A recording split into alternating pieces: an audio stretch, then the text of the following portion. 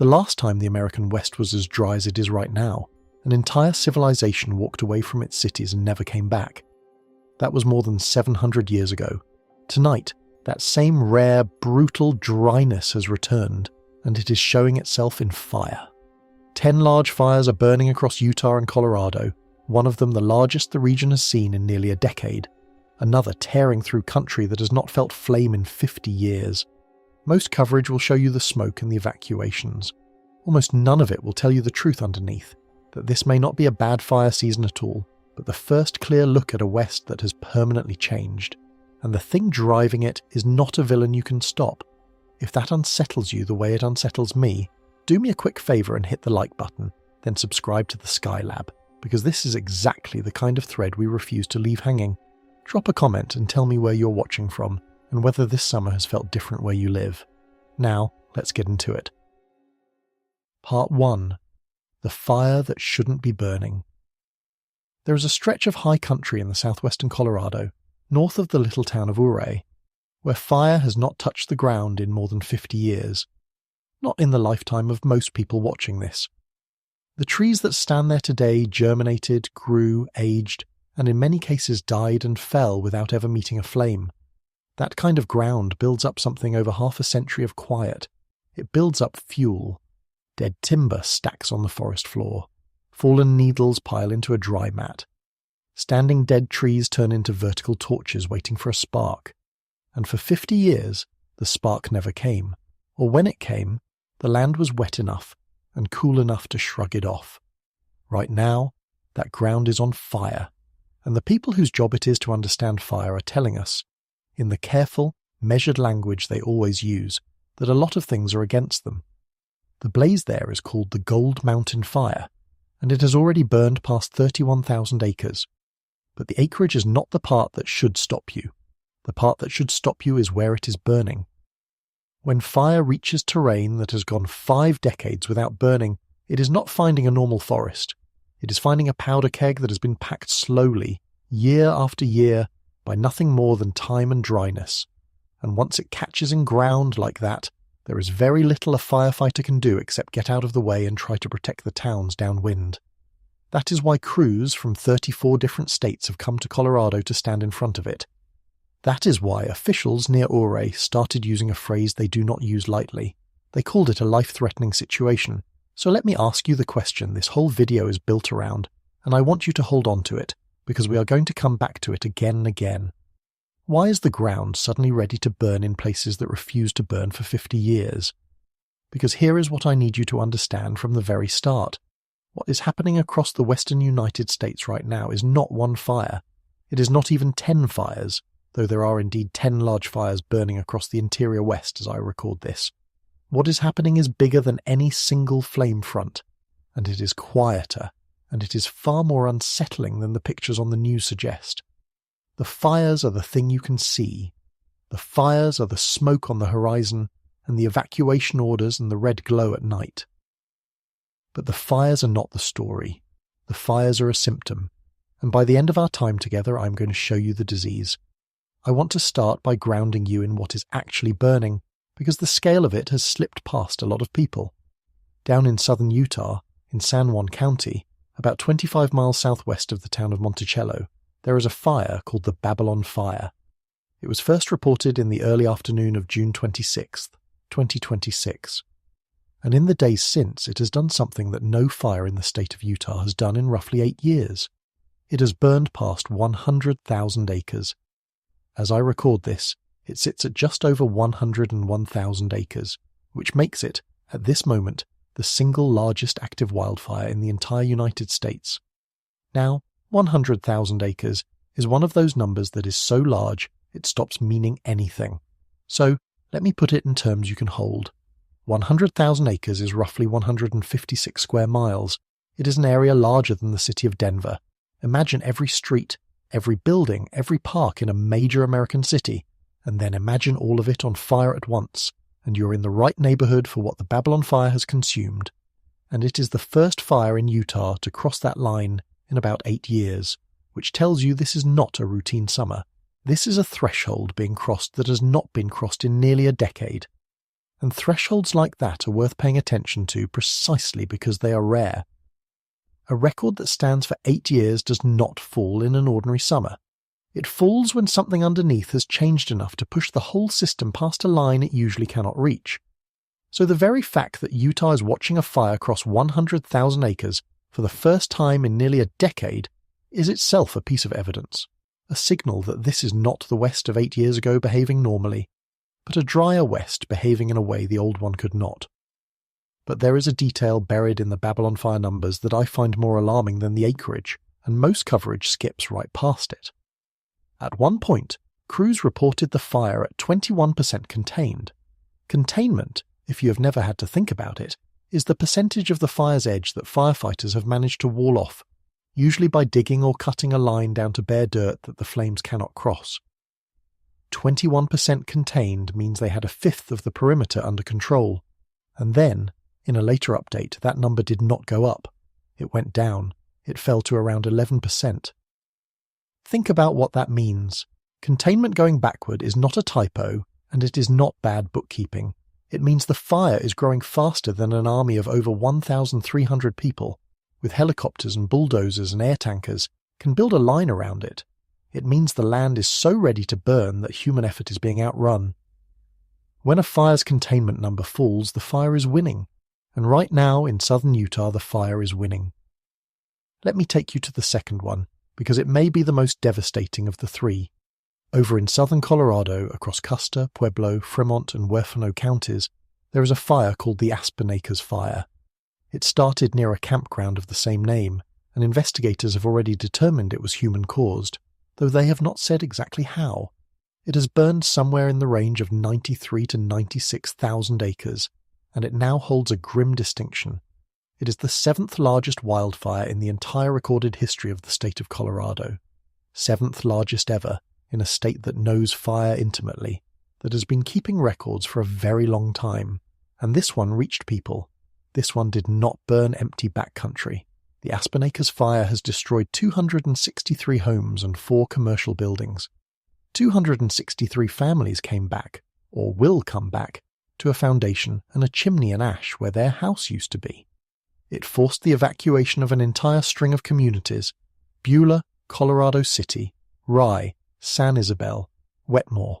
Whole towns told to leave, to grab what they could, and go as the fire ran along the Colorado Highway 165 corridor between Lake Isabel and Colorado City.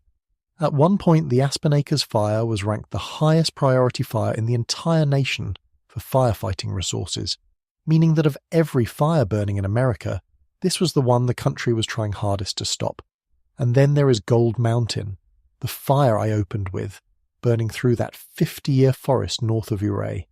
31,000 acres and climbing, only 8% contained, pushing north with enough force that officials had to order brand new evacuations in Gunnison County as it advanced. The crews fighting it describe the conditions in a way that I want you to hear carefully, because they are describing the exact thing this video is about: heavy dead timber, extremely dry vegetation, prolonged drought, below average precipitation, and historically low snowpack. Hold on to that last phrase, historically low snowpack. It is going to turn out to be one of the most important clues in this entire story, and we're going to unravel exactly what it means and why it matters more than almost anything else. But for now, just notice that the firefighters themselves are not blaming a careless camper or a bad lightning strike for how these fires are behaving. They are blaming the state of the land. They are blaming how dry everything has become.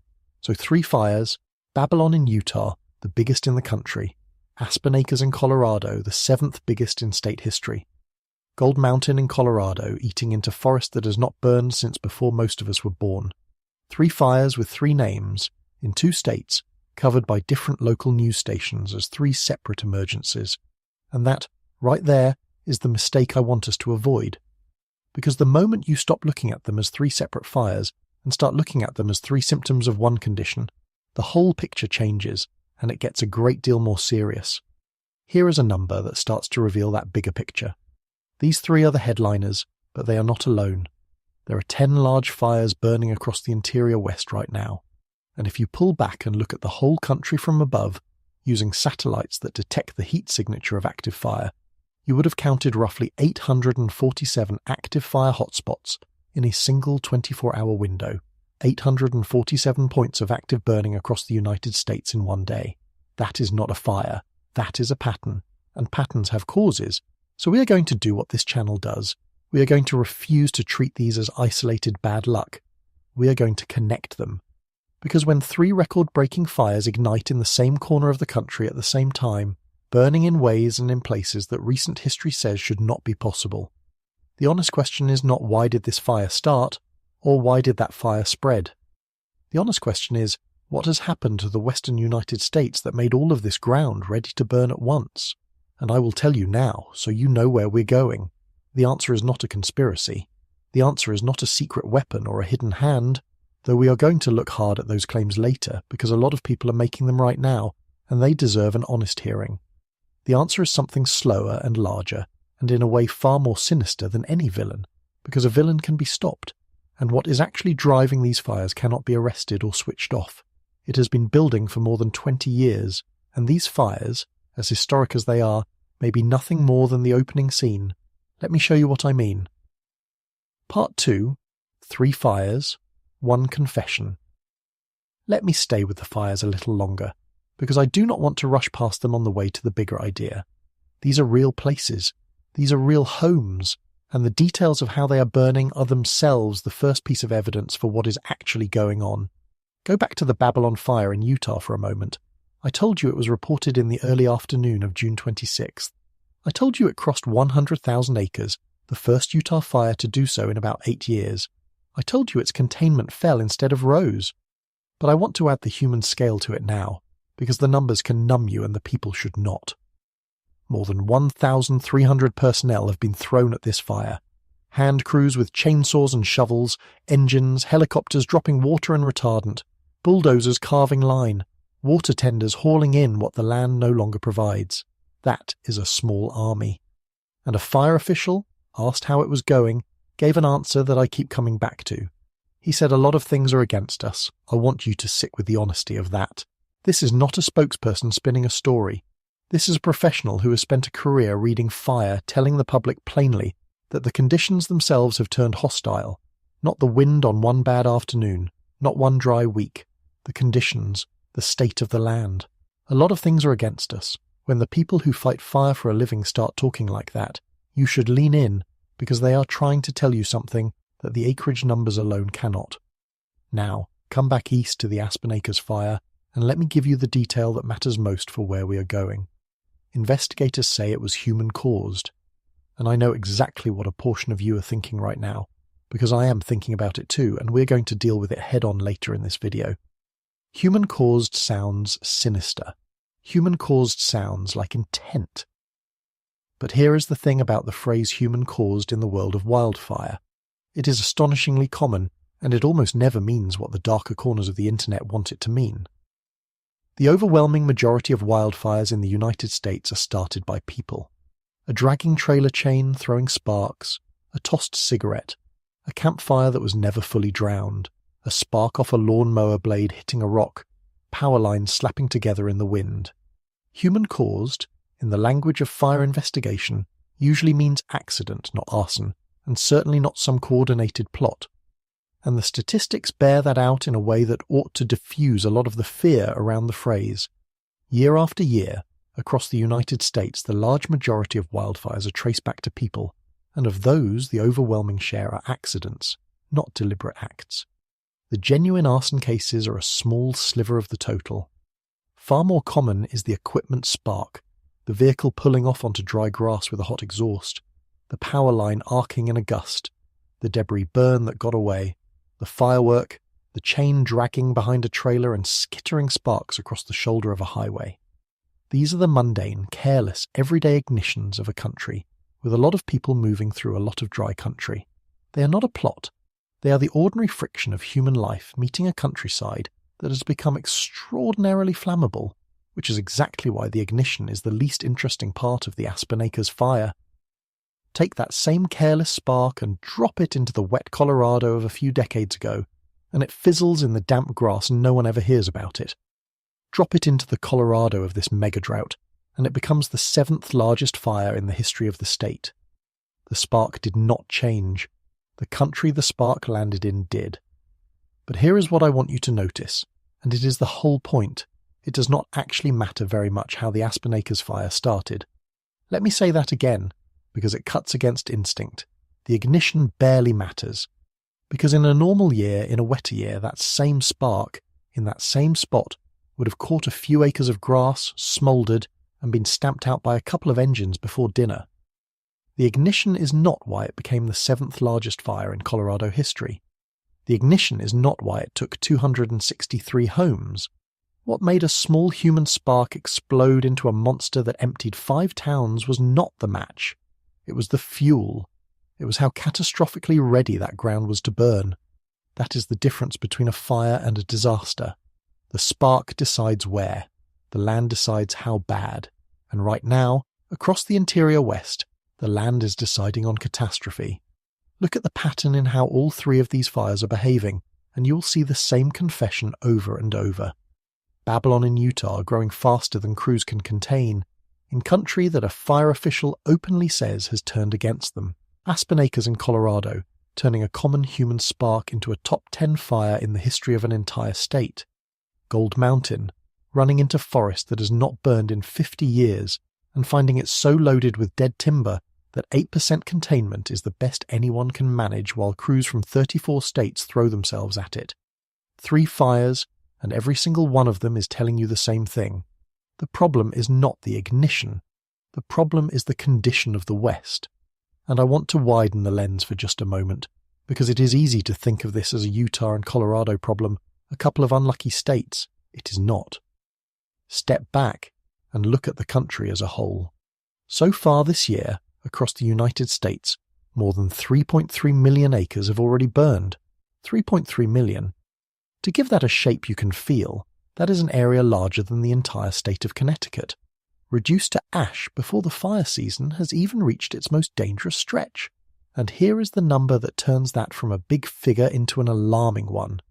3.3 million acres is roughly 157% of the 10-year average for this point in the year. We are running at more than 1.5 times the normal pace, and earlier in the season, we were running at more than double the normal pace, north of 200%. This is not a story about a few bad fires in a couple of states. This is a nationwide anomaly, and Utah and Colorado are simply where it is burning brightest today. Forecasters looking at the rest of the year are not offering comfort either. The seasonal outlooks project that by the time 2026 is done, somewhere between 5.5 and 8 million acres will have burned across the country. And remember, we are still climbing toward the peak. The hottest, driest part of the western fire season historically is still ahead of us as I record this. So let me hold up the 2 ideas side by side, because the tension between them is the engine of this whole story. On one side you have the ignitions, a human spark here, a lightning strike there, a careless moment somewhere else, random, scattered, ordinary, the kind of thing that happens every summer and always has. On the other side, you have the condition of the land. Utah crossing a threshold it has not crossed in 8 years. A common spark becoming a top 10 fire in Colorado history. Flames running into forest that has been fireproof for 50 years and finding it primed. Containment numbers going backward. A nation burning at 1.5 times its normal rate. The ignitions are ordinary, the results are not. And when ordinary causes start producing extraordinary results, over and over in the same season, in the same region, a scientist does not look harder at the causes. A scientist looks at what changed in between. Something has come between the spark and the outcome and amplified it. Something has taken ordinary ignitions and turned them into record-breaking disasters. That something is not on the news maps. It does not have a flame front or an evacuation zone. But it is the real story, and it has a name. Before I give it to you, I want to be honest about why this is so easy to miss. When your house is in the path of the Aspen Acres fire, you are not thinking about 20-year climate averages. You are thinking about which road is still open. When the smoke from Gold Mountain is turning the sky over Array a sick orange, you're not thinking about tree ring reconstructions of ancient drought. You're thinking about your kids and your pets and your photographs. The immediate fire always drowns out the slower thing behind it. That is not a flaw in people. That is just how emergencies work. The loud thing wins your attention, and the quiet thing, the thing that actually loaded the gun, slips by unnoticed. My job on this channel is to point at the quiet thing, to say yes, watch the fire, respect the fire, evacuate when they tell you to, but also look behind it. Because the fire is going to burn out eventually. The crews will get their lines. The autumn rains, if they come, will help. This particular emergency will end, and when it does, the temptation will be to exhale and call it a bad summer and move on. I am asking you not to do that, because the thing behind these fires is not going to burn out in the autumn. The thing behind these fires has been building for more than 2 decades, and it is still building right now. So here is where we turn. We have looked at the symptom. We have looked at it honestly and closely. 3 fires, 1 confession, the same message repeated in Utah and in Colorado and in the national numbers. The land has turned against the people who try to protect it. Now I am going to take you underneath the fires to the thing that turned it. And I have to warn you, it is not a comfortable place to go, because once you see it, you cannot unsee it, and it changes how you will read every fire season for the rest of your life. Let me show you why the West has become so ready to burn. Part 3. The word no one wants to use. There is a word that scientists have started using for what is happening to the western United States, and it is not a word you will hear on the evening weather report, because it is not dramatic and it does not fit in a headline. The word is aridification, and I need you to understand the difference between that word and the word you are used to hearing, which is drought, because that difference is the entire secret this video is trying to hand you. A drought is a departure from normal. It is a dry spell. It is the land being thirstier than usual for a season, or a year, or even a few years. And the crucial thing about a drought, the thing baked right into the meaning of the word, is that it ends. A drought is a deviation, and deviations, by definition, return to the baseline eventually. You wait, the rains come back, the reservoirs refill, the forests green up, and the drought is over. That is the story we have always told ourselves about the dry West. It is dry now, but it will come back. It always comes back. Aridification is different, and it is worse in a way that is hard to feel at first. Aridification is not a departure from normal. Aridification is the normal itself changing. It is the baseline moving. It is not the land being drier than it should be for a while. It is the land becoming a drier kind of land permanently, so that what we used to call drought becomes simply the way things are. When a region aridifies, it does not wait for the rains to come back and restore the old normal, because the old normal is gone. There is a new normal now, and the new normal is dry. Do you see why that is so much more unsettling than a bad fire year? A bad fire year is a storm you wait out. Aridification is a door closing behind you, and the reason those fires are burning through forest that has not seen flame in 50 years is that the West is no longer the West those forests grew up in. Those trees put down their roots and stacked up their fuel over half a century in one kind of place, a place with reliable winter snow and wet enough summers to keep the whole system from catching. And now they are standing in a different place. The ground beneath them has become someone else's ground, a drier, thirstier, more flammable version of the country they were born into. They have not moved. The climate around them has. Think about how strange and quiet that kind of change is. If a flood comes through, you see the water rise and recede, and you know exactly what happened. If an earthquake strikes, the ground moves, and you feel it in your body. But aridification makes no sound and produces no single event. A forest does not notice on any given day that its world has become a little drier. There is no morning when the trees wake up in a different country.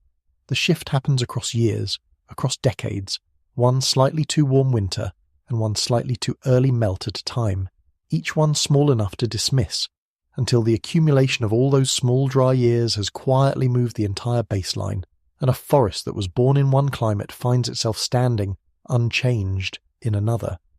That is what makes it so easy to miss and so hard to fight. There is no dramatic moment to point at, no single villain to blame, only the slow, patient arithmetic of a warming world, adding up in the background until the day it finally speaks, and when it speaks in fire. So when I told you at the start that the answer to all of this is not a villain but something slower and larger, and in a way more sinister, this is what I meant. The sinister truth hiding underneath these fires is that we may be watching the Western United States cross from a country that occasionally burns into a country that is simply, structurally, built to burn. Not for a season, not until the rains return, for the foreseeable future, and possibly for the rest of our lives. Now, I am a rational person, and I am asking you to be one with me, so let me anticipate the obvious pushback, because you should be skeptical of a claim this big. How could anyone possibly know that this is a permanent shift and not just an unusually bad stretch that will pass like all the others? It is a completely fair question. In fact, it is the right question. If someone tells you the climate of an entire region has fundamentally changed, you should demand evidence, and you should demand a lot of it, because that is an extraordinary claim. The good news, if you can call it that, is that the evidence exists, and it is not a computer model guessing about the future. It is a record of the past. Because it turns out we can read the history of drought in the American West going back more than 1,000 years, with a precision that will probably surprise you. And when scientists did exactly that, when they reconstructed a full millennium of wet years and dry years across the West, they found something about our current moment that reframes everything you have just watched. They found that what we are living through is not just bad by the standards of the last few decades. It is not just bad by the standards of the last century. It is the driest the region has been in more than 1,000 years. I'm going to show you exactly how they know that, because the method is genuinely one of the most elegant things in all of climate science, and once you understand it, you will never look at an old tree the same way again. But before I do, I want you to hold the two pieces we now have in your hands together, because the video turns on them fitting. Piece 1, the thing you can see, 10 large fires across the interior West. Babylon in Utah, the biggest in the country, over 100,000 acres containment falling. Aspen Acres in Colorado, 7th largest in state history, 263 homes gone. Gold Mountain running into 50-year forest north of Ouray, a nation burning at more than 1.5 times its normal rate. That is the symptom, and it is a violent, visible, undeniable symptom. Piece 2, the thing you cannot see. A region whose baseline has quietly shifted, whose normal has become dry, whose forests are now standing in a climate that is no longer the one they grew up in. That is the disease. And the disease has been developing for more than 20 years, patiently, without a flame front, without an evacuation order, without a single dramatic day to put on the news, right up until the moment the symptoms became impossible to ignore. And here is the part that I find almost eerie.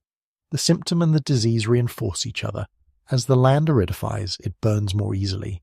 And as it burns, the fires themselves can dry the region further, clearing the vegetation that once held moisture in the soil, darkening the ground so it absorbs more heat, throwing so much smoke into the sky that it changes how the land and the atmosphere trade water. The fire is a symptom of the dryness, and then the fire worsens the dryness, which makes the next fire easier, which worsens the dryness again. That is what scientists call a feedback loop, and it is the kind of thing that, once it gets going, does not politely wait for you to intervene. It accelerates on its own. So we are not really looking at 10 fires. We are looking at a region that has crossed, or is crossing, a line. And the fires are how that crossing announces itself to people who are not paying attention to the slow part. Let me say something honest here, because I do not ever want to be the channel that just piles dread on you and walks away. This is heavy. I know it is heavy. Watching your country change underneath you in real time is a genuinely difficult thing to hold. And if you are feeling that weight right now, that is not you being dramatic. That is you being awake. But there is a strange kind of power in understanding what is actually happening, even when what is actually happening is hard. Because the people who panic in a crisis are almost always the people who do not understand it. The people who stay steady are the ones who can name the thing they are looking at. So let me keep naming it for you. Let me take you 1,000 years into the past, into the wood of ancient trees, and show you how we know that this drought is not like the others. Because the moment you see the record, the fires start to make a terrible kind of sense. Part 4. 1,000 years written in wood. To understand why these fires are burning the way they are, you have to leave the smoke behind for a little while and walk into a forest and find the oldest tree you can, and understand that this tree has been keeping a diary. Every tree as it grows lays down a new ring of wood each year, one ring for every year of its life. You probably learned that as a child, counting the rings on a stump to find the age of the tree. But the rings do not only record how old the tree is, they record what kind of year each year was. In a wet year with plenty of water, the tree grows vigorously and lays down a wide fat ring. In a dry year when water is scarce, the tree barely grows at all, and it lays down a thin, pinched, narrow ring. The tree is writing down the weather, one line per year, in a language of wide and narrow. Now think about what that means when you find a tree that lived for 800 years, or a piece of preserved wood from a tree that died centuries ago but whose rings are still legible.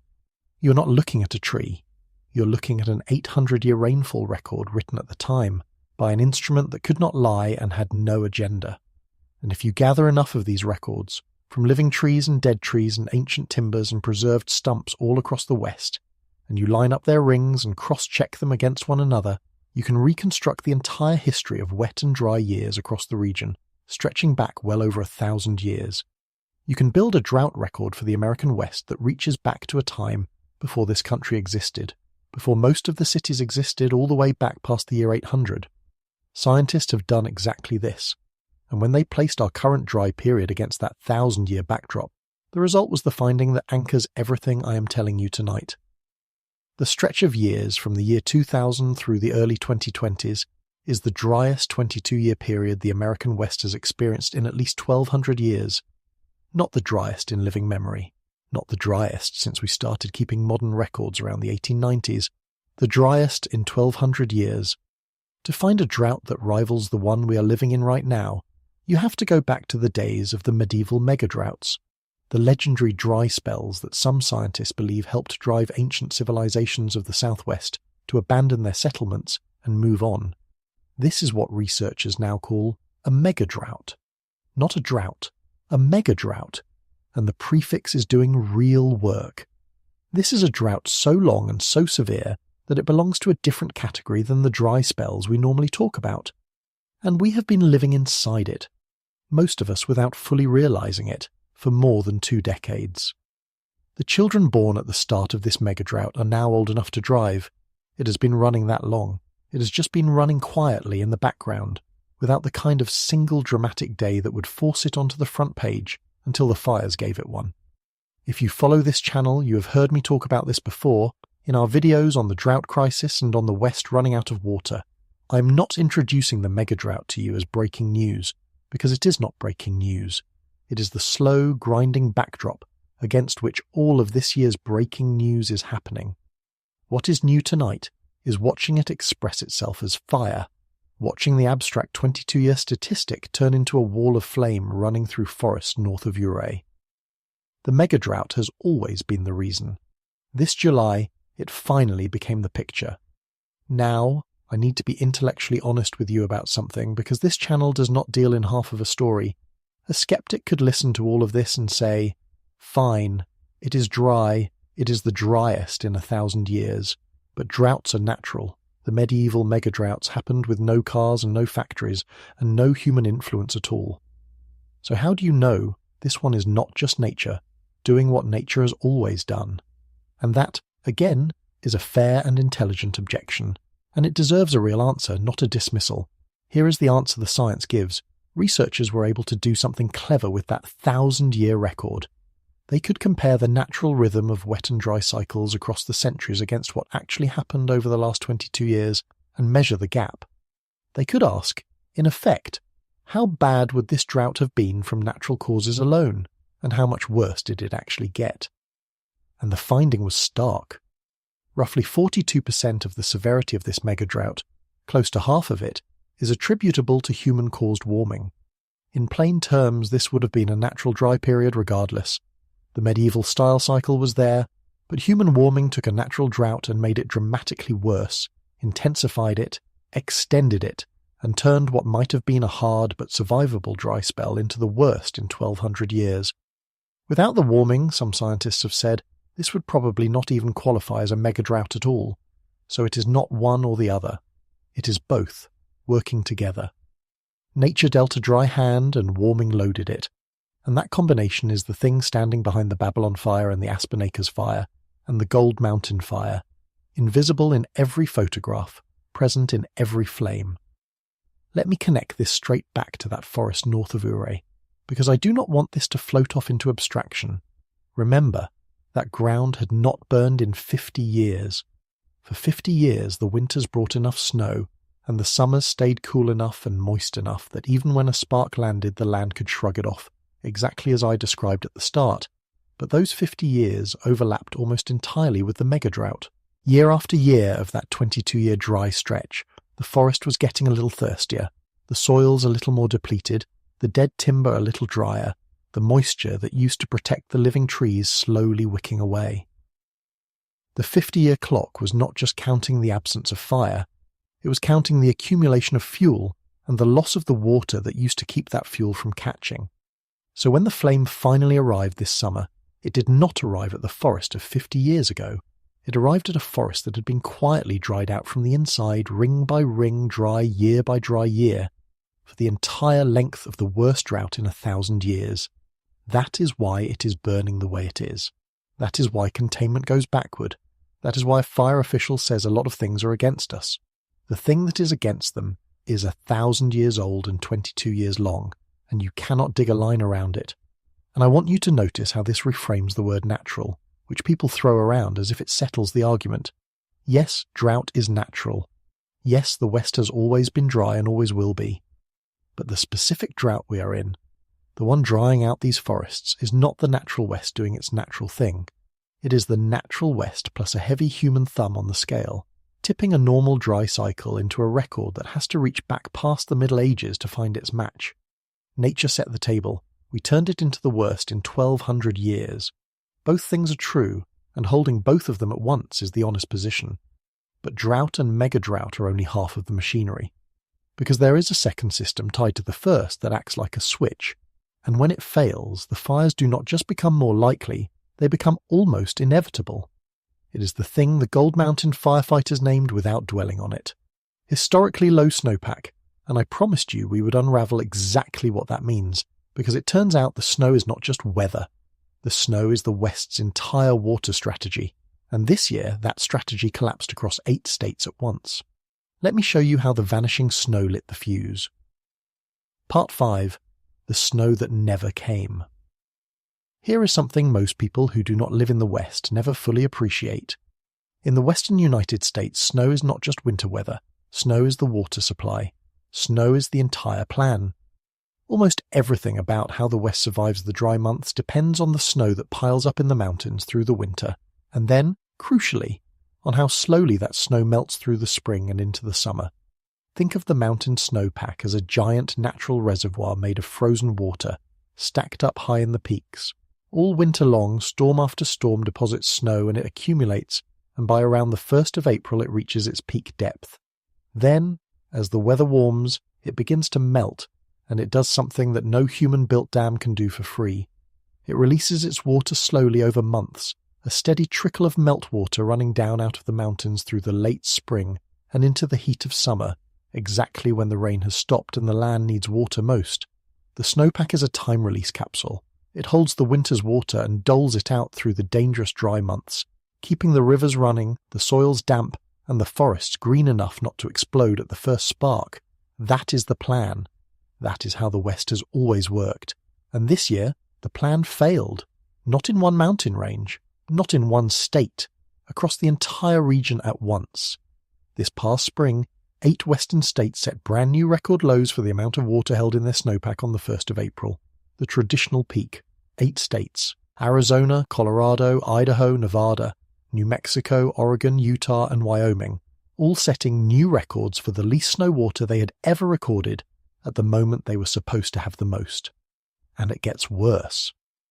Across the monitoring network, roughly 3/4 of the measurement stations lost their snow more than a month early. The time-release capsule did not just start smaller than usual, it emptied ahead of schedule. The snow that was supposed to be feeding the rivers and dampening the forest through July was already gone in the spring. Now put yourself in that forest north of Ouray again, or in the country around the Babylon fire in southern Utah, and think about what that means on the ground. In a normal year, right now in early July, there would still be cool meltwater trickling down out of the high country, keeping the soil moist, keeping the roots of the trees hydrated, keeping the whole system a few crucial degrees of dryness away from catastrophe. This year, that meltwater is already spent. The mountains ran dry weeks early. So the forests entered the hottest part of the year not with a reserve tank of snowmelt to draw on, but empty, already stressed, already primed. The snow that never came is the reason the fuel was ready to catch a full month before it normally would be. And that early start matters more than it might seem, because fire is a game of time. Every extra week that the fuels are dry and ready is another week of chances for a spark to find them, another week added to the front end of a season that is also stretching out the back end. When the danger window opens a month early and closes a month late, you have not just made the fire season a little worse, you have added weeks of opportunity at both ends, doubling down on the odds that somewhere, sometime in that lengthened window, an ignition meets primed fuel on a bad afternoon. The collapsed snowpack did not just dry the forests, it handed the fire more calendar to work with, and fire always uses every day it is given. And there is a mechanism underneath all of this that I want to give you, because it ties the heat and the drought and the fire into a single physical process, and once you have it, the whole thing clicks into place. Scientists call it vapor pressure deficit. It sounds technical, but the idea is simple and a little frightening. Warm air is thirsty air. The warmer the air gets, the more moisture it can hold, and the harder it pulls water out of everything around it, out of the soil, out of the leaves, out of the dead wood on the forest floor. A hot atmosphere does not just sit above the forest. It actively sucks the water out of it, like a sponge held over a wet cloth, drawing the moisture up and away. The higher the temperature, the greater this thirst, this vapor pressure deficit, and the faster living moist vegetation is turned into dry, flammable fuel. So watch how the pieces connect. The megadrought means less water arrives in the first place. The collapsed snowpack means what little water there was ran out a month early, and the warming atmosphere, the same warming that made the megadrought 42% worse, is a thirstier atmosphere that pulls the remaining moisture out of the vegetation faster and for a longer stretch of each year. Less water in, water leaving early, and a hotter sky drinking what remains. Every one of those three arrows points the same direction, toward a forest that is drier, earlier, for longer than it has ever been. That is not three separate problems. That is one machine with three gears, and all three gears are turning right now across the interior west, and there is a fourth gear I have not mentioned yet, quieter than the others but just as important, and it explains why the snowpack failure is not a one-time stroke of bad luck, but a preview of a permanent pattern. It has to do with the difference between rain and snow. In a colder climate, winter precipitation in the mountains falls as snow, and snow is patient. It stacks up and waits, holding the water in place until the spring melt doles it out slowly. But as the winters warm, more and more of that same precipitation falls as rain instead of snow, even in the high country. And rain is not patient. Rain does not stack up and wait. Rain runs off immediately, rushing down the rivers in the middle of winter months before anyone needs it, and then it is simply gone, out to sea, long before the dry summer arrives. So a warming climate does not only melt the existing snowpack faster, it converts some of the snow into rain before it ever becomes snowpack at all, robbing the mountains of their reservoir at the source. The same warming that pulls moisture out of the fuels and worsens the drought is also, quietly, changing the very form the west's water arrives in, from the patient kind that waits to the impatient kind that vanishes. That is why this year's snowpack collapse is not a fluke. It is the shape of the future, arriving early. This is also, by the way, exactly why the science on this is not guesswork. Researchers have gone back and measured it directly. When they looked at the forests of the western United States and asked how much of the increase in burned area over recent decades could be tied to human-caused warming, the answer they found was staggering. Human-caused climate change roughly doubled the cumulative area of western forest that burned across a span of a few decades, compared to what would have burned without the warming. Doubled, and it lengthened the fire season itself, pushing the dangerous window open earlier in the spring and holding it open later into the fall, adding weeks of fire weather to the calendar. That is not a prediction about the future. That is a measurement of what has already happened, and this summer is what that measurement looks like when it walks out of the journal and into a forest north of Ouray. I told you we would come back again and again to the question at the start, so here it is again. Why is the ground suddenly ready to burn in places that refuse to burn for 50 years? Now you can answer it yourself, because the water that used to protect that ground is gone, in every form it used to arrive in. The reliable drought-free years are gone, replaced by the worst mega-drought in 1,200 years. The dependable winter snowpack that fed the summer is gone, emptied a month early across 8 states, and the moisture that remained in the trees themselves is being pulled out faster than ever by a hotter, thirstier sky. The forest that would not burn for 50 years no longer exists. What stands in its place looks identical from a distance, the same trees, the same slopes, the same country, but it has been hollowed out from the inside, and it is waiting. And here is the truly sobering part, the part that turns this from a story about a bad year into a story about a changed world. Snowpack collapse is not a one-time accident. It is what a warming climate does to a mountain water system, over and over. When the winters are warmer, more of the precipitation falls as rain instead of snow, and rain does not stack up and wait, it runs off immediately. When the springs are warmer, the snow that did fall melts faster and earlier. So the failure we saw this year is not a fluke that will politely correct itself next winter. It is a preview of the new pattern. The time release capsule is going to keep coming up short and keep emptying early in a warming world. Which means the forests are going to keep entering summer already stressed, already dry, already primed. Which means fires like the 3 we are watching are not the exception anymore. They are becoming the baseline. That is aridification made concrete. Not an abstract word from a journal, but a specific, physical, measurable failure of the West's water system, playing out in the snow that never came and the meltwater that ran out early, and the forest that caught fire a month ahead of schedule. But I've been talking about the water that feeds the forests.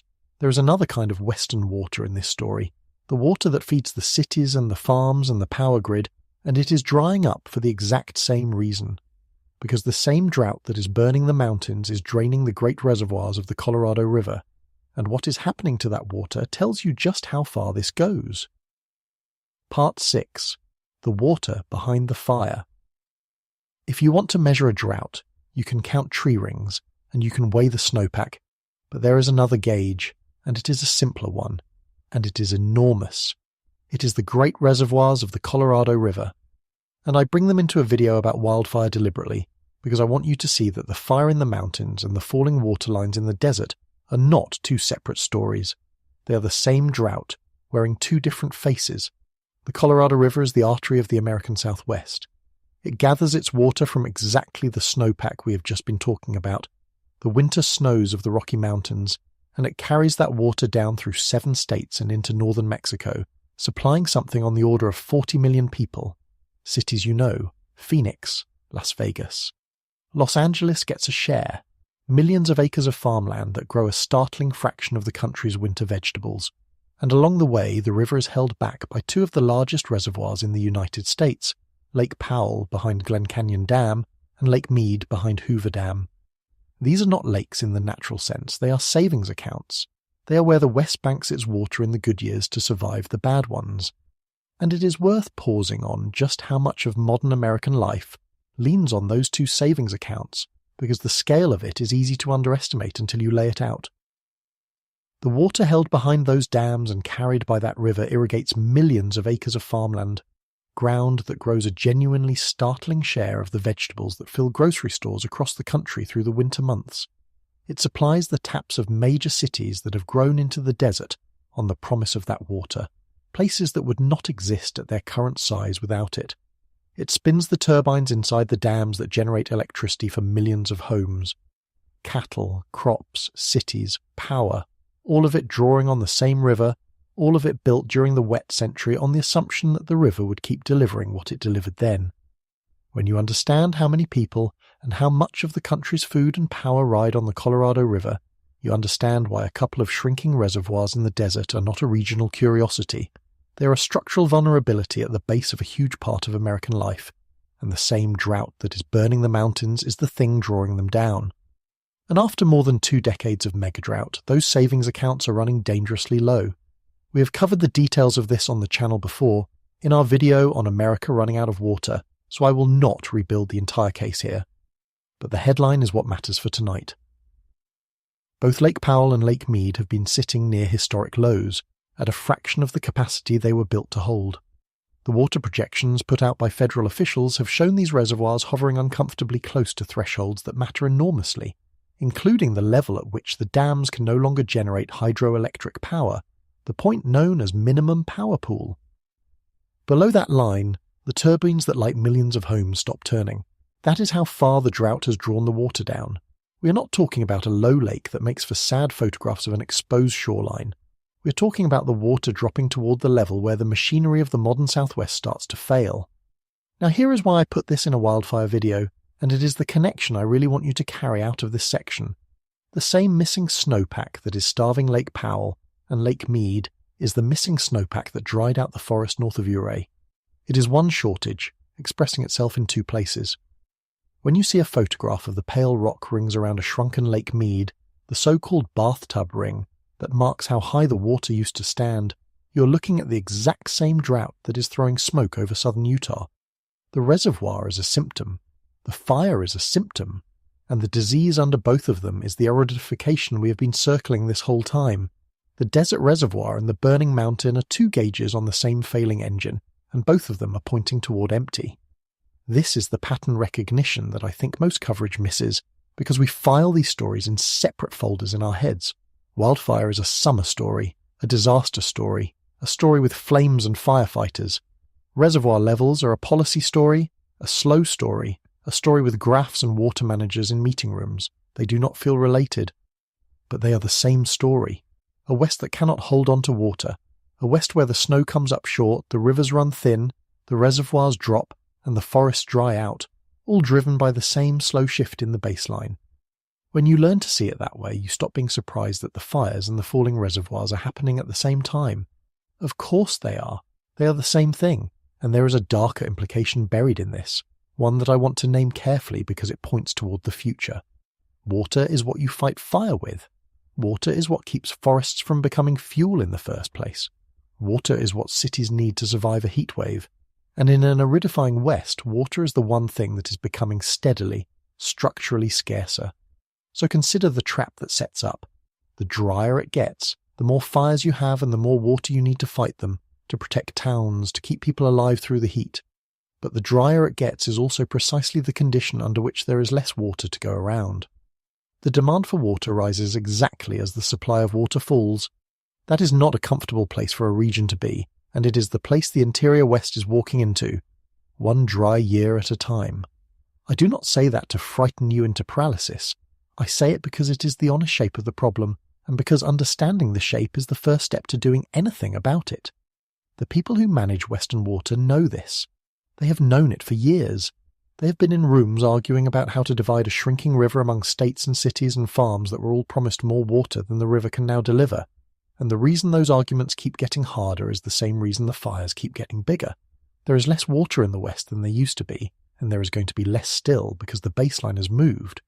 So we have now traced the drought through three of its faces. We have read it in the ancient tree rings, the driest in 1,200 years.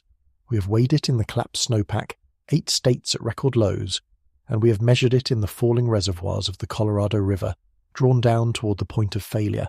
3 gauges, 3 faces, 1 drought, 1 aridifying region, and every one of them helps explain why, this July, the mountains are on fire in places that have not burned in half a century. But I have been telling you this whole time that these fires might only be the opening scene, and there is a specific, immediate reason I keep saying that, a reason that has nothing to do with the slow, 20-year backdrop and everything to do with the next several days. Because as these fires burn, the atmosphere over the western United States is doing something right now that is about to pour accelerant onto an already primed situation. There is a shape forming in the sky over the west, and when it locks into place, it is going to make everything we have talked about worse. Let me show you the ridge that is building overhead. Part 7. The ridge building overhead. Everything I have described so far, the mega drought, the vanished snowpack, the dropping reservoirs, is the slow part. It is the loaded gun. It took 20 years to load, and it is why the interior West is so ready to burn. But a loaded gun still needs a finger on the trigger, and right now, over the western United States, a finger is settling onto it. It is not a person. It is a shape in the atmosphere, and forecasters can see it forming, and they are watching it with the particular kind of dread that comes from knowing exactly what it means. The shape is called a ridge, and more specifically it is going to build into what people have started calling a heat dome. Let me explain what that actually is, because the term gets thrown around a lot and I want you to have the real physics, not just the scary name. Up in the atmosphere, the flow of air is not uniform. It bends and buckles into waves, ridges where the air bulges northward, and troughs where it dips southward. A ridge is a bulge of high pressure, a great mound of warm air sitting over a region. And when a strong ridge parks itself and refuses to move, it becomes a dome, a lid of high pressure clamped down over the land beneath it. Here is why that lid is so dangerous, and it comes down to what high pressure does to air. Under a ridge of high pressure, the air is sinking, and when air sinks, it compresses, and when air compresses, it heats up. So a heat dome is, in the simplest terms, a machine for manufacturing heat. The sinking air warms the land beneath it day after day, and because the dome also suppresses cloud formation and blocks incoming storm systems, there is nothing to interrupt it. No clouds to shade the ground, no rain to cool it. Just relentless sun beating down through clear skies onto land that is already bone dry, day after day after day, with the heat building on itself because the lid will not let it escape. The forecasts for this developing ridge over the west are calling for temperatures across the interior to run somewhere in the range of 5 to 10 degrees Fahrenheit, above the historical average. Now, 5 to 10 degrees might not sound like much when you hear it on the weather report. But remember the mechanism we talked about, the vapor pressure deficit, the thirst of warm air. Every degree of extra heat makes the atmosphere thirstier, makes it pull water out of the vegetation faster, turns living fuel into dead fuel more aggressively. 5 to 10 degrees above normal, sitting over a forest that is already the driest it has been in 1200 years, is not a minor bump. It is throwing gasoline onto ground that is already smouldering.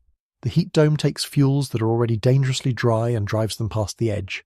And there is a second, crueler effect of that lid of sinking stable air, and it has to do with the smoke. Under normal conditions, the smoke from a wildfire rises and disperses, carried up and away by the churning of the atmosphere. But a heat dome is a lid, and a lid traps things. The same sinking stable air that manufactures the heat also pins the smoke down near the surface, spreading it out into a thick, choking haze that can blanket entire regions. So the heat dome does not just make the fires burn hotter, it also takes the smoke those fires are producing and holds it down over the cities and towns downwind, turning the sky a sick orange and driving air quality into the range where it becomes genuinely hazardous to breathe, especially for the young, the old, and anyone already frail or short of breath. The dome is a double punishment. It feeds the fire and it traps the smoke all at once, and I want to dwell on that trapped smoke for a moment, because it is the part of a wildfire disaster that reaches far beyond the burn zone and touches people who will never see a flame. Wildfire smoke is not just an unpleasant haze. It is a dense soup of fine particles, small enough to slip past the body's defences and lodge far down in the lungs, and from there to pass into the bloodstream itself. For a healthy adult, a few bad air days are miserable but survivable. For the very young, whose lungs are still developing, for the elderly, and for anyone whose circulation or breathing is already compromised, days of this trapped smoke can be genuinely dangerous, sending people to emergency rooms hundreds of miles from the nearest fire. Under a heat dome, with the smoke pinned down near the surface and unable to disperse, whole regions can spend a week or more breathing air that a healthy country would never tolerate. So the reach of these fires is far wider than the acreage suggests. The Babylon fire burns in one corner of Utah, but its smoke, held down by the ridge, can degrade the air for millions of people spread across states that are not burning at all. The fire is local, the harm is regional, and the heat dome is what turns the one into the other. So walk through the sequence with me, because the timing is the whole point. You have a region that has been drying out for 20 years. You have a snowpack that failed and emptied a month early, so the forest went into summer already stressed. You have 10 large fires already burning, 3 of them historic, containment on the biggest one going backward, and now, on top of all of that, a heat dome is building overhead that will drive temperatures 5 to 10 degrees above normal, drink even more moisture out of the fuels, suppress any chance of rain, and trap the smoke down over everyone downwind. Every single factor is pushing in the same direction, toward more fire, bigger fire, harder to fight fire. There is not one variable in this equation working in our favour right now. Not one. That is why I keep telling you these fires may be the opening scene rather than the finale. Because the most dangerous stretch of the Western fire season, historically, is not early July. It is the back half of the summer, the peak heat of late July and August, when the fuels are at their driest and the fire weather is at its worst, and we are arriving at that stretch with the interior west already burning at a historic pace and a heat dome building to make it worse. We are not looking at the peak, we are looking at the approach to the peak with the fires already this large. Sit with that for a second. This is not the bad part yet. This is the part before the bad part, and it is already breaking records. I want to be careful here, because I never want to tip from honest into hysterical, and forecasting is not fortune-telling. A heat dome can shift, it can weaken. Sometimes, as a ridge ages and drifts, it opens the door for the monsoon, the seasonal surge of moisture that can push up from the south and bring thunderstorms to the desert southwest. And that monsoon moisture can be a genuine relief, bringing rain to parched country.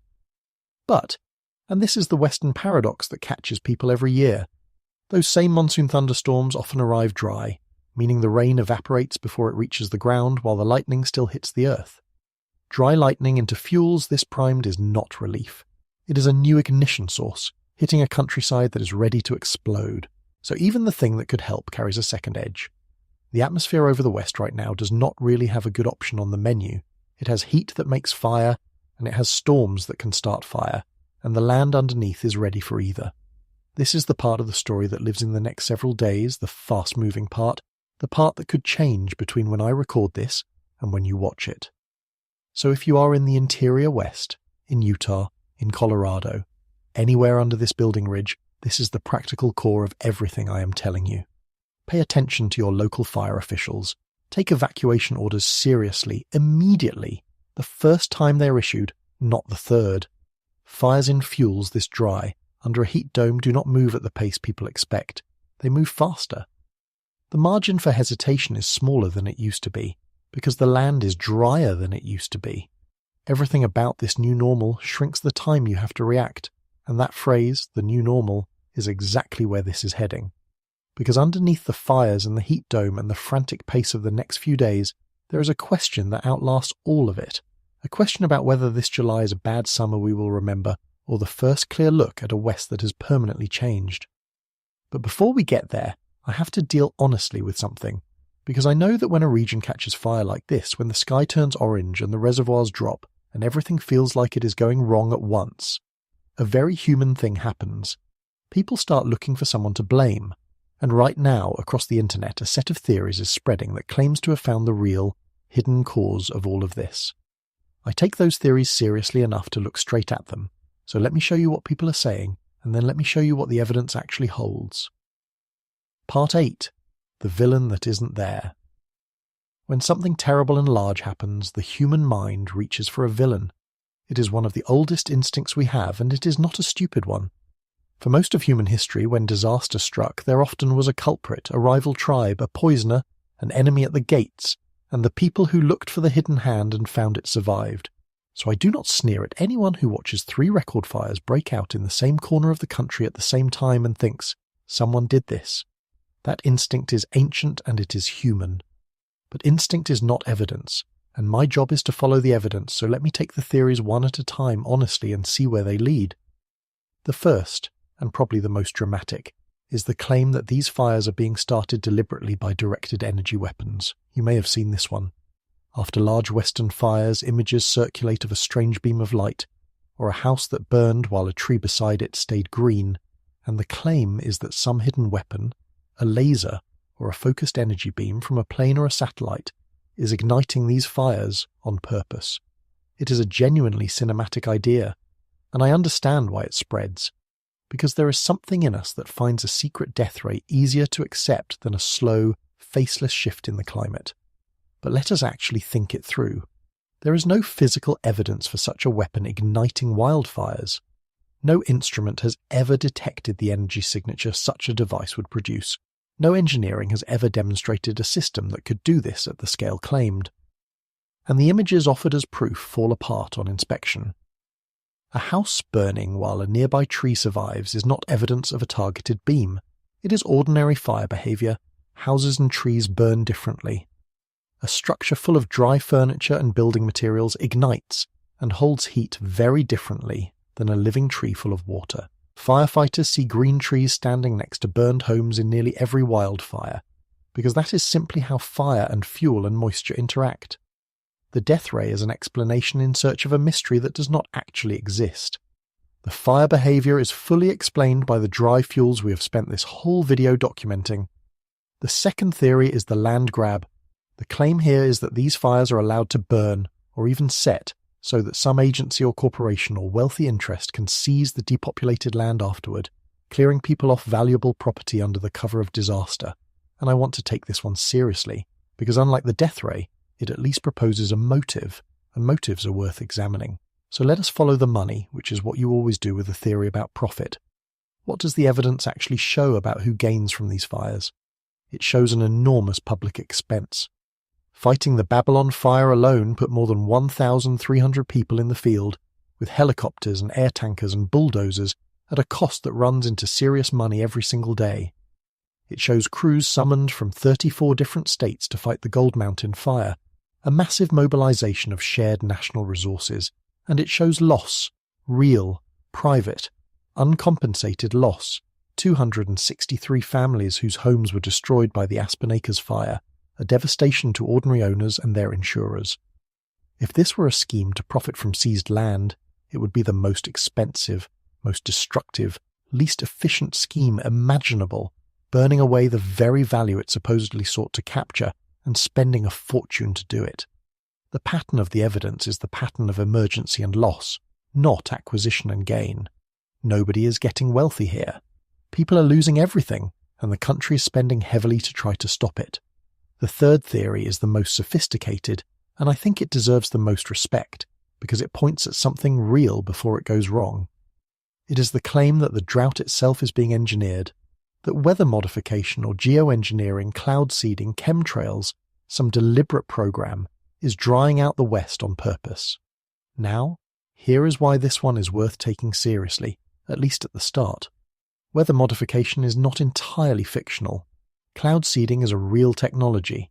States and water districts across the West genuinely do it, dispersing tiny particles into existing clouds to encourage them to release a little more precipitation than they otherwise would.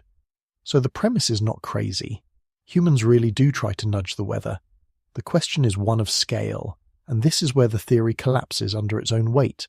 Cloud seeding at its very best might coax a few % more precipitation out of clouds that were already going to produce rain or snow. It cannot create clouds from clear sky. It cannot manufacture a drought, and it certainly cannot produce the signal we've been reading all night. A drought that is the worst in 1,200 years, written into tree rings that were laid down centuries before cloud seeding was invented. You cannot engineer a medieval scale megadrought with a technology that barely moves the needle on a single storm. The scale of what is happening is thousands of times beyond anything weather modification could produce. The tree ring record reaches back past the year 800. No human program touched those trees. The drought is real, and it is old, and it is measured in 100 independent ways, and none of them lead to a secret machine. But here is where I want to turn this around, because I think the conspiracy theories taken together are accidentally pointing at something true, and it is worth naming. What all three of these theories have in common is a search for a hidden hand, a hidden cause, something being covered up, some secret the authorities do not want you to know. And I understand the appeal of that, because a hidden villain, however frightening, is at least a solvable problem. You expose the villain, you stop the weapon, you break up the scheme, and the disaster ends. A conspiracy, strangely, is a comforting story, because it comes with an ending. The truth is more sinister than any of that, and it is more sinister precisely because there is no hidden hand at all. The real cause is not covered up. It is the opposite of covered up.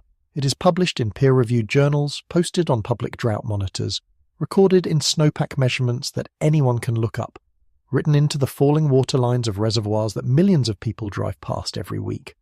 The cause of these fires is hiding in the most unlikely place of all, which is plain sight. It is not hidden because someone is concealing it. It is hidden because it is slow and systemic and undramatic, and it does not fit the shape of a villain. There is no one to arrest. There is no weapon to disable. There is no scheme to expose. There is only a whole region's climate baseline shifting underneath us over decades, quietly, until the day it announces itself in flame. And I think it is worth saying clearly why the openness of this cause actually matters, beyond just being true. when the driver of a disaster is genuinely hidden, controlled by some secret hand, then ordinary people are helpless because you cannot act on what you cannot see. But the driver of these fires is the opposite of hidden. Anyone can look up the drought monitor, anyone can read the snowpack numbers, the reservoir levels are posted publicly and updated constantly. The tree ring studies are published where anyone can find them. The cause is not locked in a vault. It is lying in the open, in plain public data, waiting for anyone willing to look. And that means the response is not locked away either. A society that can see the cause clearly is a society that can argue about it, plan around it, adapt to it, and decide how much of the human contribution it is willing to keep adding. The conspiracy theories, for all their drama, actually steal that power away by pointing people toward a phantom enemy they can never defeat instead of a real, visible, understood process they might actually influence. The truth is heavier to carry, but it is the only version of the story that leaves any power in your hands, and that, I think, is the real reason the conspiracy theories spread. Not because people are foolish, but because the true answer is harder to hold than a false one. A death ray you can fight, a land grab you can expose, but aridification offers no villain and no ending. It asks you to accept that the change is real and largely already here, and that there is no single enemy to blame and no single switch to flip to undo it. That is a heavier thing to carry than a conspiracy. The conspiracies are, in a strange way, an escape from the harder truth, and the harder truth is the one standing behind every one of these fires. So no, I do not think a secret weapon lit the interior West. I think 20 years of the worst drought in a millennium, a collapsed snowpack across 8 states, a thirstier warming sky, and a heat dome building overhead lit the interior West, exactly as the science said it would. The villain everyone is looking for is not out there. The cause is bigger than a villain, and it does not hide, and that is what makes it so hard to face. Now let me show you why this does not stop with the fires you can see today, because there is a mechanism that turns one bad fire season into the next one, and it is already turning. Part 9. The fire that makes more fire. I want to introduce you to the idea that keeps climate scientists up at night, more than any single record or any single fire, and it is the idea of the feedback loop. A feedback loop is what happens when a process feeds itself, when the result of something becomes the cause of more of the same thing, so that it builds on itself and accelerates without any outside push. And the reason the fires of the interior West are so much more than a bad season is that they are not just a result of the drying, they have become a cause of it. The fire is starting to make more fire. Let me walk you through how that actually works, because it is not obvious, and it is the mechanism that turns this July into next July and the July after that. When a forest burns, several things happen to the land it leaves behind, and almost every one of them makes the region drier and more flammable than it was before. Start with the vegetation itself. A living forest is a water management system. The trees pull moisture up from far down in the soil and release it slowly into the air through their leaves, and their canopy shades the ground, keeping it cool and holding moisture in the soil beneath. Burn that forest away, and you remove the shade, you remove the moisture pump, and you expose the bare soil to the full force of the sun. The ground that used to be cool and damp under a canopy becomes hot and dry and cracked. The fire, in other words, does to the land exactly what the drought does. It dries it out. Then there is the soil itself. Intense fire can actually change the chemistry of the top layer of soil, baking it into a water-repellent crust that sheds rain instead of absorbing it. So when the rain finally does come to a burned area, instead of soaking in and recharging the ground, it runs straight off the surface, carrying ash and loosened earth with it, causing flash floods and mudslides, and leaving the burned ground almost as dry underneath as it was before the storm. The fire damages the land's ability to hold on to the very water it desperately needs, and a darkened, blackened, burned surface also absorbs more of the sun's heat than a living green forest did, warming the local ground further. Every one of these effects points the same way. The burned land is hotter, drier, and less able to hold water than the forest that stood there before, which means it is more ready to burn again. And then there is the smoke, and this is the part that operates on a scale most people never consider. The fires of the interior West are throwing enormous quantities of smoke and soot into the atmosphere. Some of that soot drifts on the wind and settles, eventually back down onto the snow of distant mountains, and when dark soot lands on white snow, it does something quietly disastrous. White snow reflects sunlight back into space, which is part of how it survives, how it lasts into the summer to feed the rivers. But snow dusted with dark soot absorbs sunlight instead of reflecting it, and darkened snow melts faster and earlier. So the smoke from this year's fires can settle onto next winter's snowpack and accelerate its collapse, bringing the meltwater down even earlier, leaving next summer's forests even drier, even sooner. The fire reaches forward in time and helps prime the ground for the fire that comes after it. Do you see the loop closing? The drought makes the fire, and the fire worsens the drought, and the drier drought makes the next fire worse, and around it goes, each turn feeding the next. This is why I have been so insistent all night that these are not 10 separate fires and not one bad summer. A feedback loop does not have a single cause or a single moment. It is a system that has started to drive itself. And once a system like this gets rolling, it does not need any villain, any weapon, any conspiracy to keep going. It keeps going because that is what feedback loops do. The interior West is not just experiencing a drought and some fires. It may be entering a self-reinforcing cycle in which the drying and the burning amplify each other, ratcheting the whole region toward a drier, more flammable state with each passing year. I want to zoom out now to the whole country, because the numbers at the national scale tell you this is not confined to 2 states, and they tell you where the trend is pointing. I mentioned earlier that more than 3.3 million acres have already burned across the United States this year, running at roughly 157% of the 10-year average. Let me put a finer point on what that means. It means we are not having a normal fire year with a couple of dramatic fires that grab the headlines. We are having a fire year that is running half again as hot as the average across the entire nation, and earlier in the season we were running at more than double the average pace.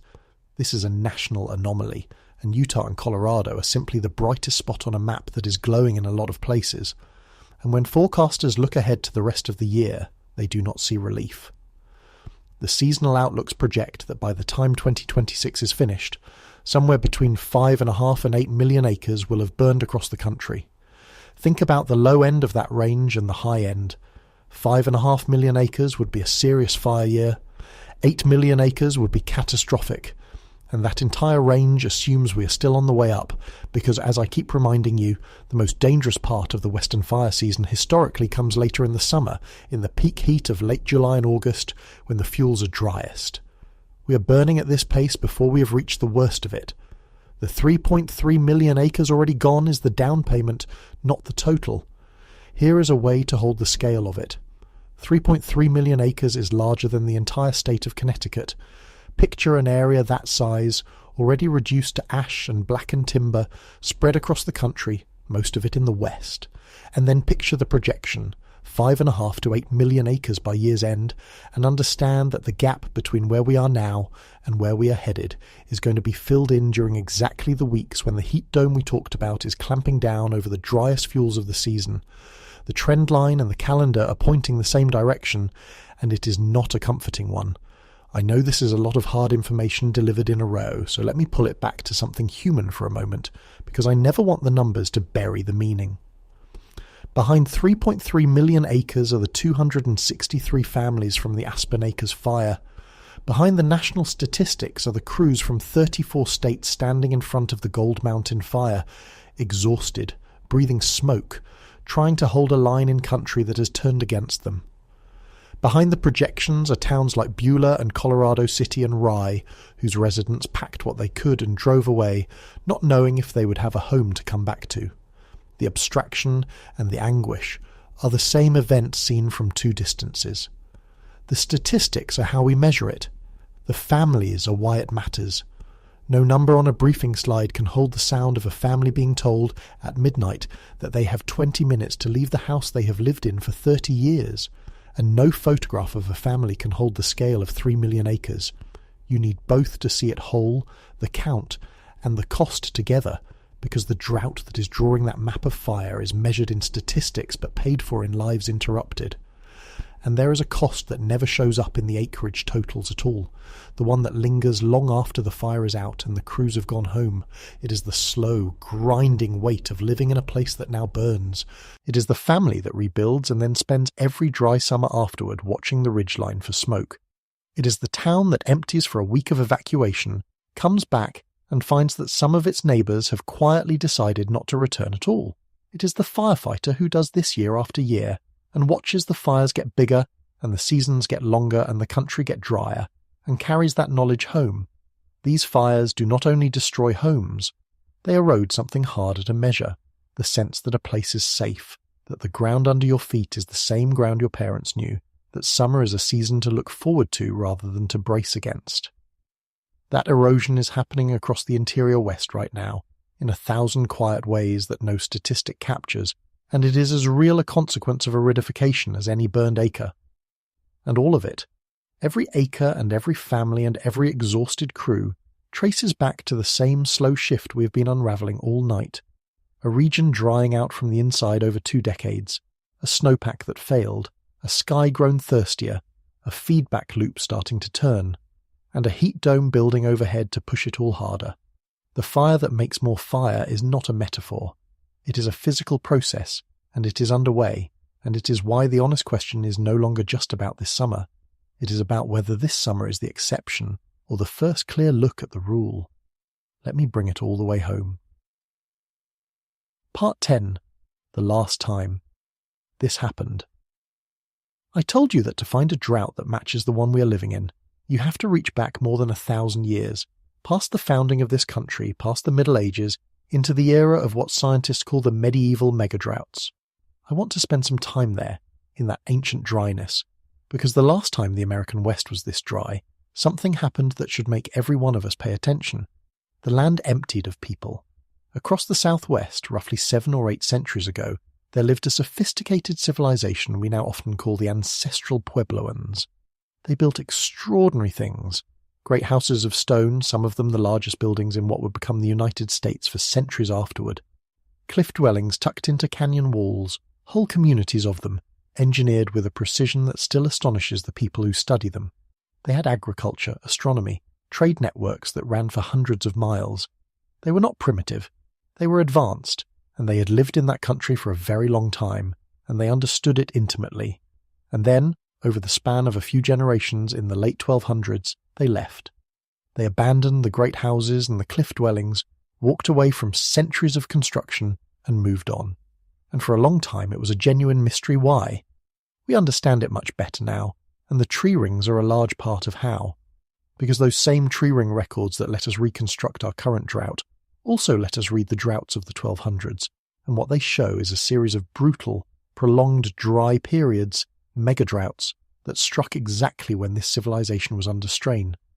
The water that their agriculture depended on became unreliable and then scarce. The margins that had kept them fed grew thin and then vanished.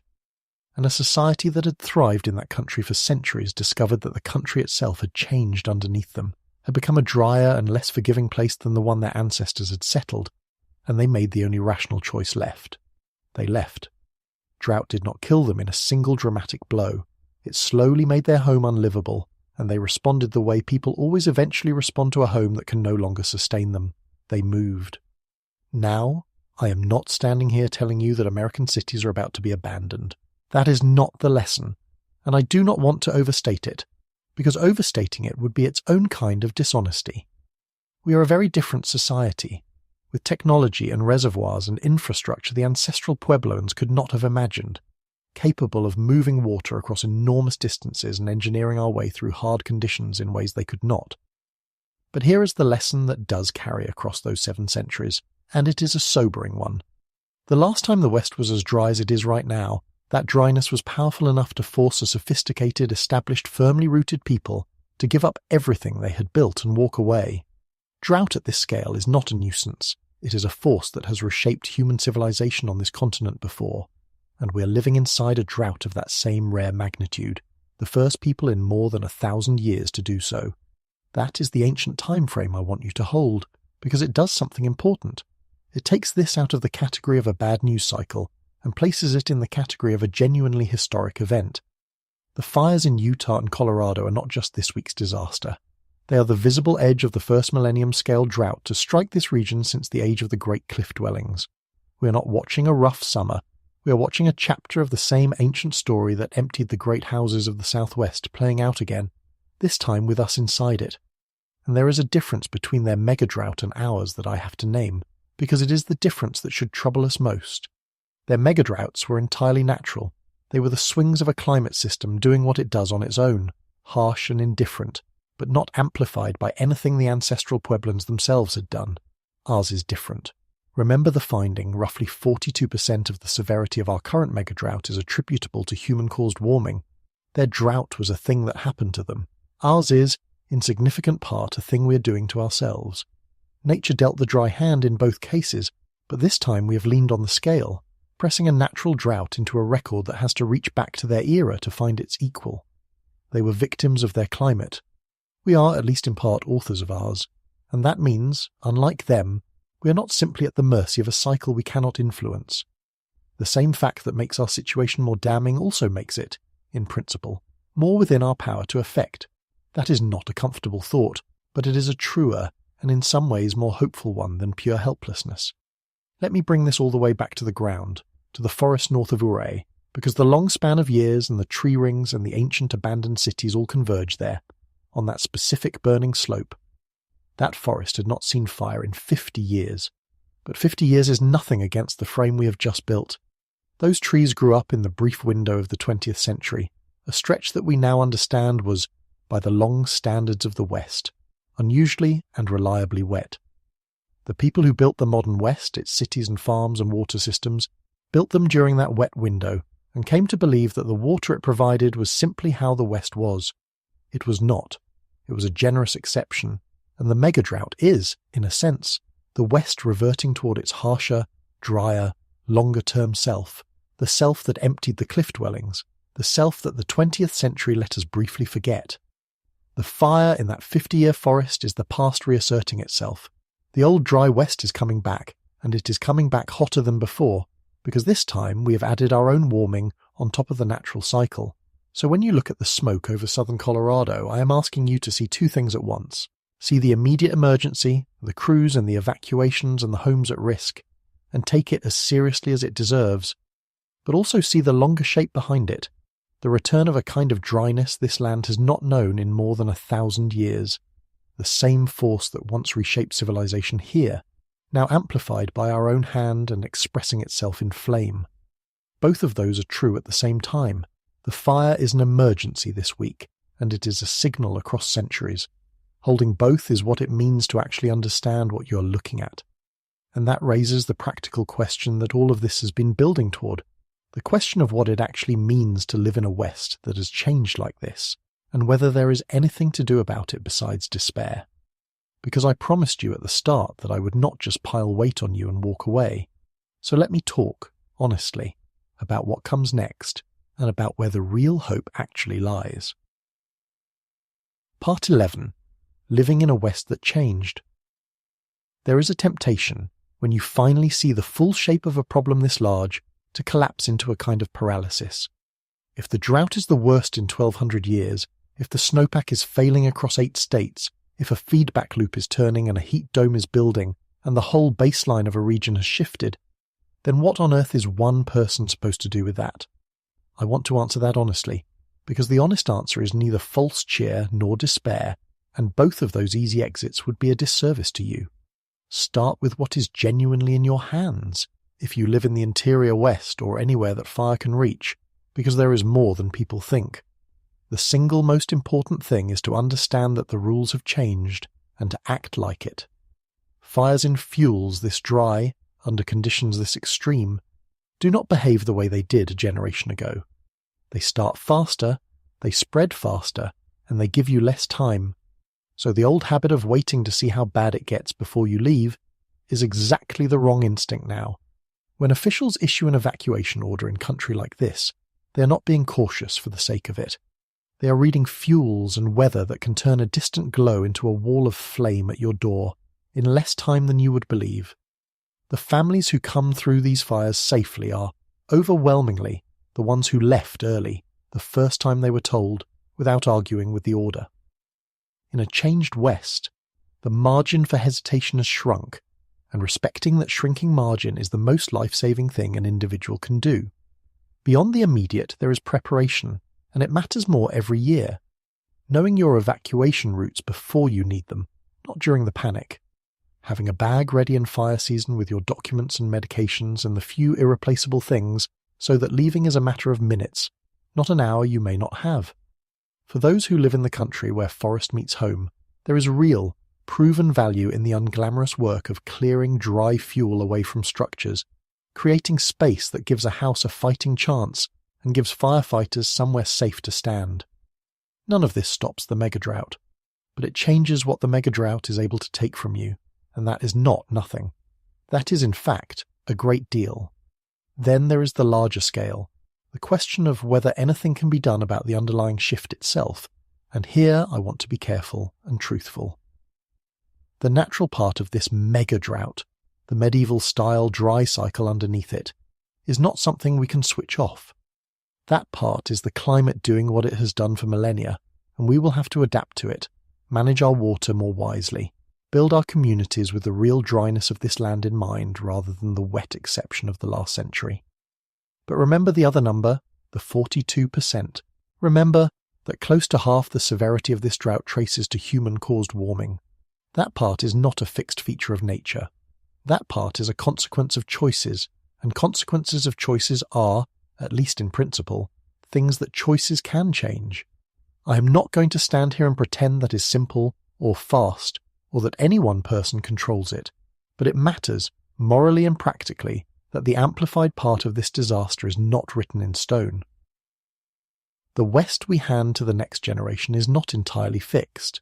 Some meaningful fraction of how bad it gets is still, genuinely, up to us. And this is where I think the honest hope actually lives, and it is a different kind of hope than the comfortable kind. It is not the hope that this will all turn out to have been a false alarm, because it will not. It is not the hope that next winter's snow will magically return everything to normal, because a single good winter, welcome as it would be, does not undo a 20-year megadrought or refill the enormous deficit in the soil and the reservoirs. The false hopes will only let you down. The real hope is sturdier than that. It is the hope that comes from clear sight, because clear sight is what lets a society adapt instead of being blindsided, plan instead of panic, build for the West that actually exists instead of the one we wish still existed. The people who understand what is happening are the people who can do something about it, at every scale, from the family with a go bag, to the water managers dividing a shrinking river, to the whole society deciding how much of the amplified warming it is willing to keep adding. Understanding is not a consolation prize. Understanding is the beginning of every real response there is. That is genuinely why I make these videos, and why you are still here after all of this hard information, and I do not take that lightly. It would be easier to look away. It would be easier to file these fires under bad summer and change the channel, and let the slow disaster stay comfortably out of focus. The whole architecture of how we consume news almost pushes you to do exactly that, to let the loud immediate story wash over you and forget the quiet structural one behind it. Choosing instead to actually understand what is driving these fires, to hold the 1200-year frame and the collapsed snowpack and the feedback loop and the heat dome all at once, is a harder thing to do, but it is the thing that turns you from a spectator into someone who can actually see the world as it is.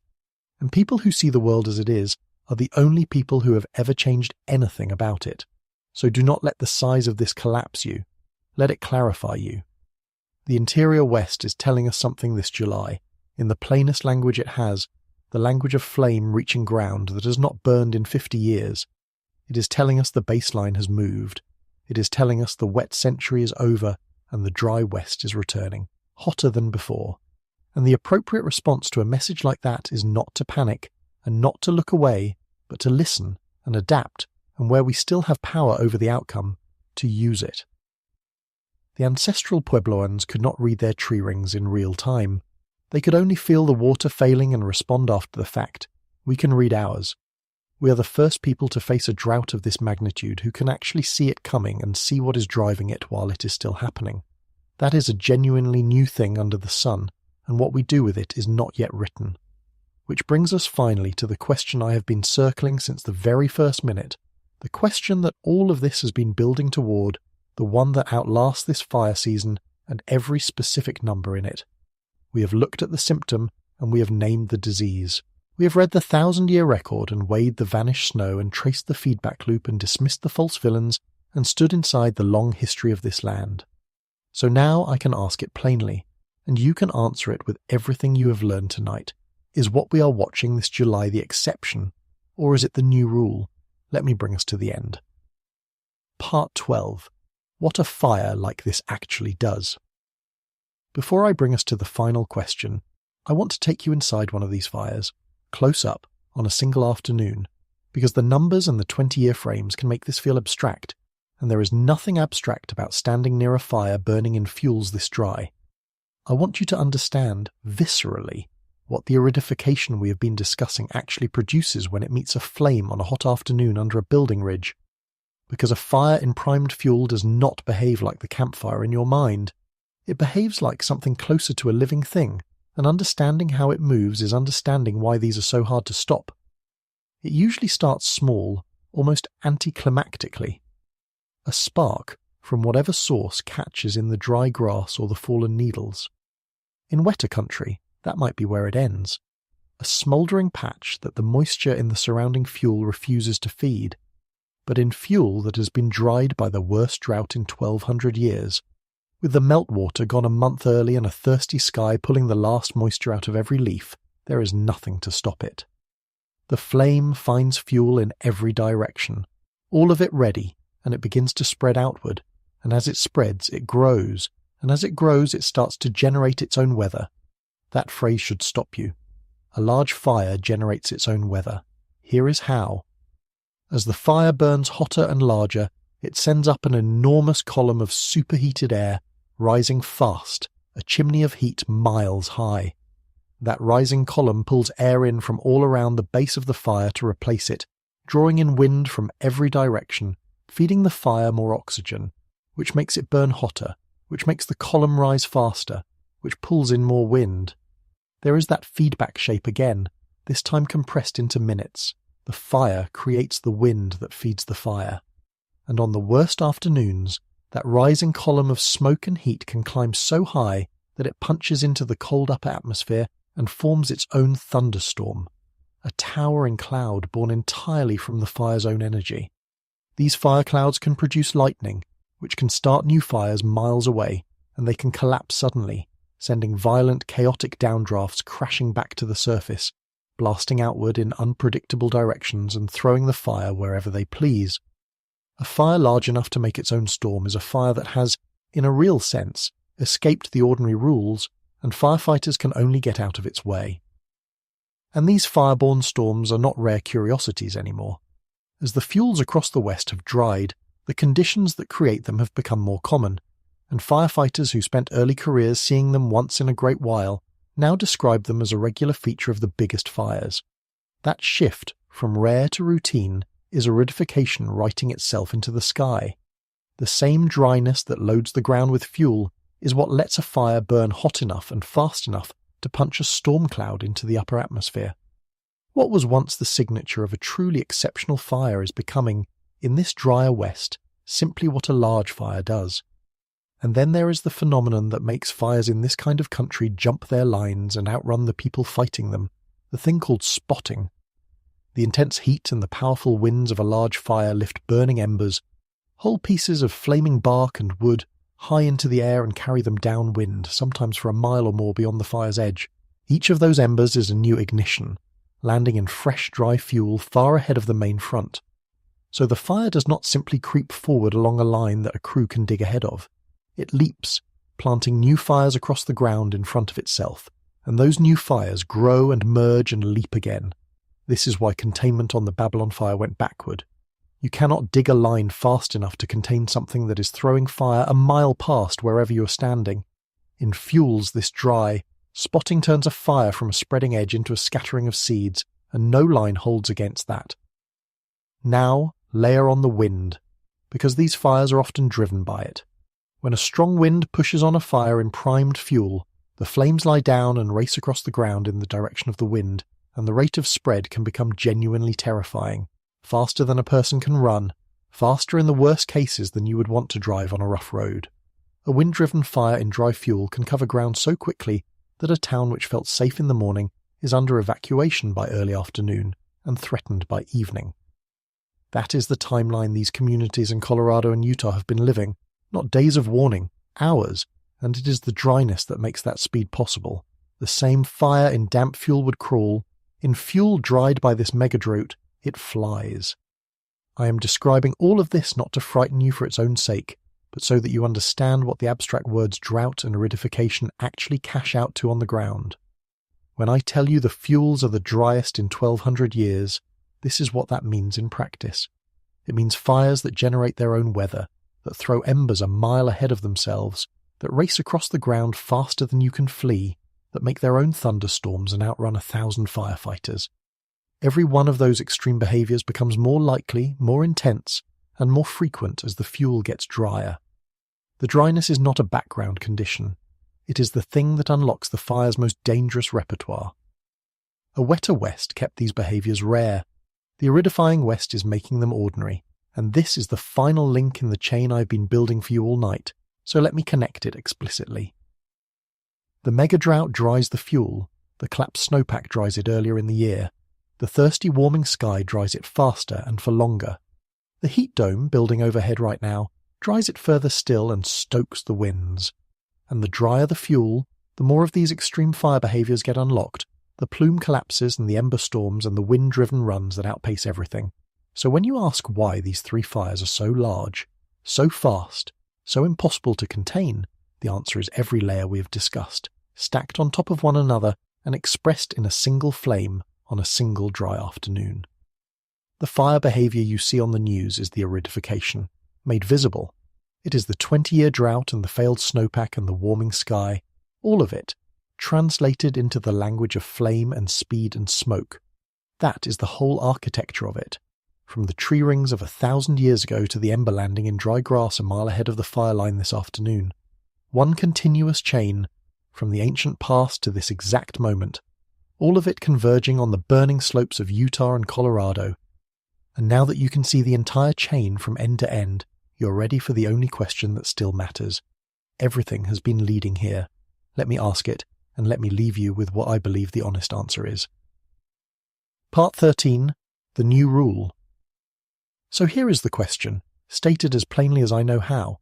Is what we are watching this July, the 10 large fires, the biggest blaze in Utah in 8 years, the 7th largest in Colorado history, the forest burning north of Uray for the first time in 50 years, is all of this the exception, a bad summer that the years will average out, or is it the new rule, the first clear and honest look at what the West is simply going to be from now on?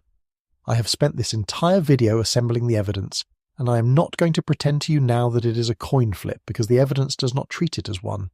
Everything we have looked at points the same direction. A drought that is the worst in 1,200 years and getting worse. A snowpack that failed across 8 states and will keep failing in a warming world. A feedback loop. The fire that makes more fire, that has already started to turn. A thirsty atmosphere pulling moisture out of the land faster every year. And a human contribution, that 42%, that is not going away on its own. When every arrow points the same way, honesty requires you to follow them, and they point toward the harder answer. This is not the exception. This looks like the early, unmistakable edge of the new rule. That is the sinister truth the title promised you, and now you can see why I called it that, and why it is more sinister than any conspiracy.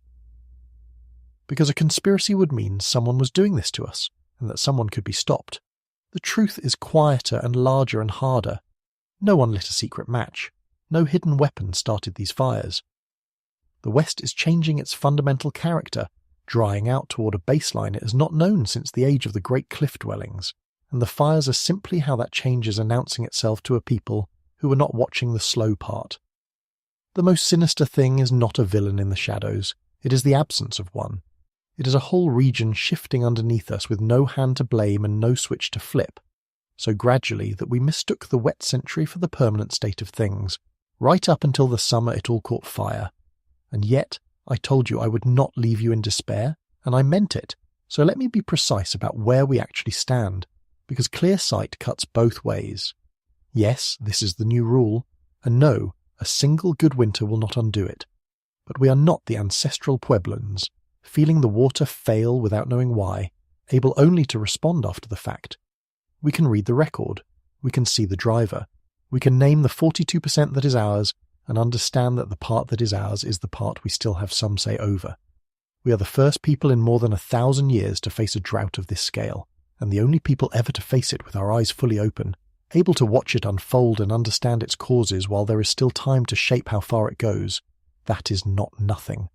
In the whole long history of this dry land, that is something entirely new, and what we do with it has not been decided. So when the smoke clears from these particular fires, and it will, when the crews finally get their lines round Babylon and Aspen Acres and Gold Mountain, when the news moves on to the next thing, I am asking you to hold on to what you have seen tonight. Do not let it fade back into just another bad summer. Remember the forest that burned for the first time in 50 years, and remember why.